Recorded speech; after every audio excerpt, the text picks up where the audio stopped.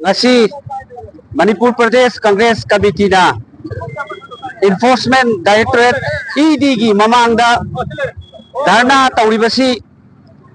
India gi state khudimakta su ED gi office mamang khudimakta dharna tauri loinana Manipur gi su aikoi ED gi mamangda Congress ki lusingbasing amasung workersing mayam punamakna ngasi aikoina dharna tauribasi gi maramdi Modi Adani Mega Scam Haibasi corruption ki charge ni masina 20,000 crore gi masigi scam si hairiba aikoi gi sebi gi leiriba securities and madugi for exchange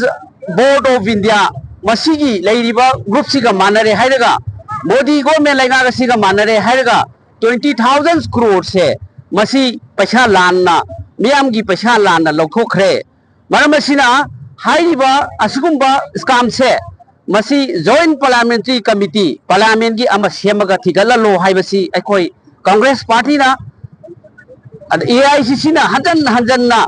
demand tawduna lai ngasi su aikoi na asugumba scam se thijana nabagi damakta joint parliamentary committee semaga thigalan biu haibasi aikoi gi ahan demand ni masigi demand asi da natana India asi Bharat ki leiriba naha sing yam thabak phangdabagi amasung corruption na adigumba haraba Bharat punamakta sanduraiba Modi lainga ga sina Manipur da su corruption gi awangba thak lae corruption sina maram moirkanda naha sing thabak phangaktre makoi khara khakta Modi gi lainga ga sigi makha da leiba agency khara khakna ngasi Manipur gi amasung India gi paisa punamak khomjelaga senja upaiba onthok kiduna business oina lainga ga si onthore maramasina aikoina demand tawi JPC semduna masi investigation tawhan gadabani loinana asigumba sebi gi chairman Madhuri Puri Bush hasi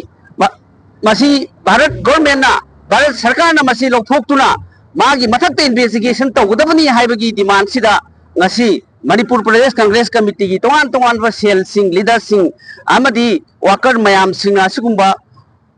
Modi Adani Mega Scam siga mari leina aikoina ED gi mamang sida demand tawjabani amasung atoba matamda Modi lainga ga sina asigumba corruption se thigalana bagi damakta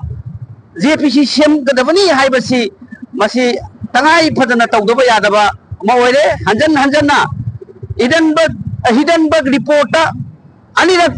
masigi report pigre andaki latest Hindenburg report ki latest ta masida aikoina phongdok khabani asigumba yam graba paisa